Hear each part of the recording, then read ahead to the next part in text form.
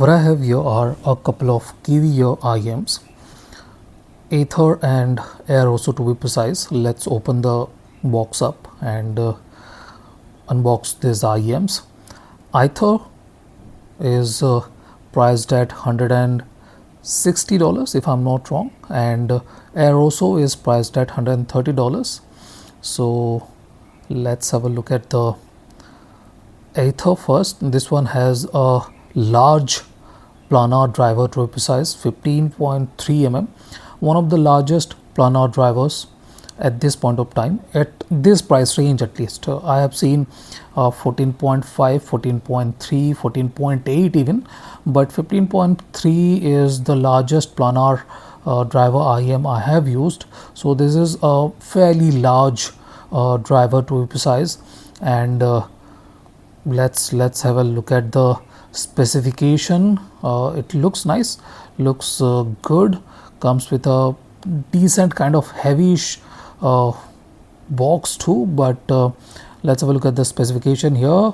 105 dB SPL, so the sound pressure level are decent, no issues there.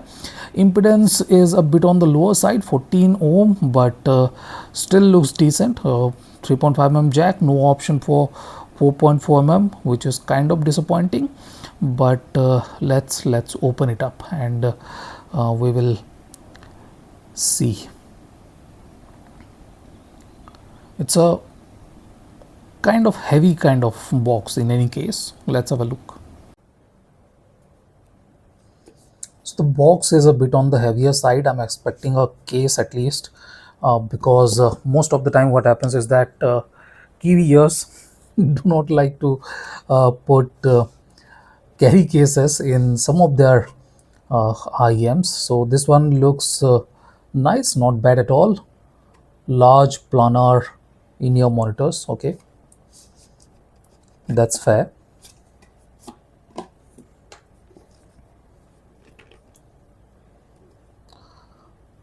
Maybe it's the box that is heavy, but yeah, yes, it's the box that is heavy, but we definitely should have a carry case within it. Let's have a look at the documentation. Okay, so we have some documentation here: warranty card,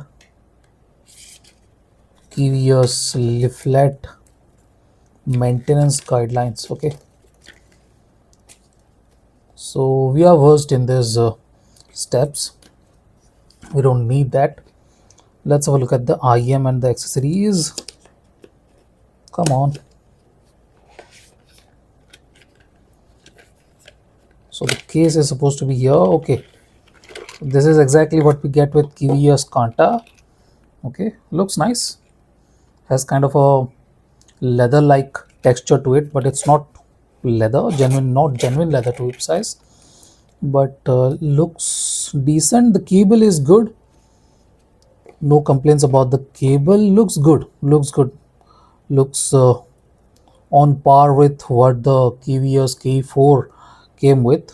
4 core, much better than the Kanta and that kind of stuff. It's not modular though, the cable is not modular, and we are getting only 3.5 mm jack. There is no option to have 4.4 mm termination here. So the cable looks nice, no problem with the cable. Expecting some tips here.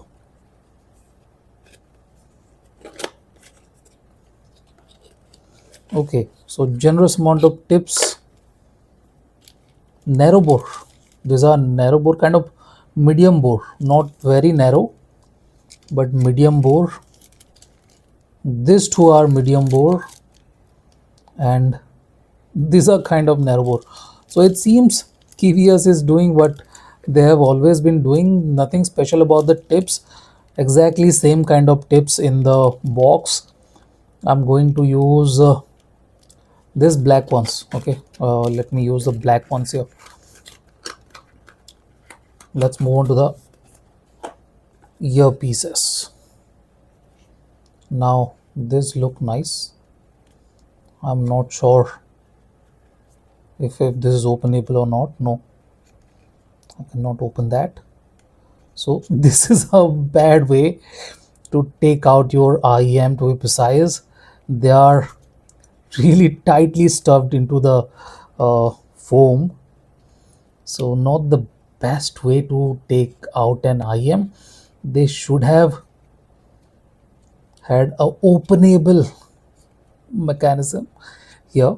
In any case, I have managed to take the IEMs out, and you guys can see these are a bit on the shallower side, slightly larger shell. You guys can see the driver here too, I think. Yes, this is the driver. It's a large 15.3 mm planar driver. Looks nice, no problem with the looks or anything like that. Backplate is reasonably good looking too, and metal nozzle. So we will have the initial impression within this video of the Kiwi Ears Aether. Now this is the initial impression of Kiwi Ears Aether. This one is priced at $160 or around 16,000 rupees here in India. Now this one has one of the largest planar drivers, under $200 to be precise, to be safe in my opinion. Okay, there might be something with this size, but I haven't seen IEM with 15.3 mm planar driver under $200.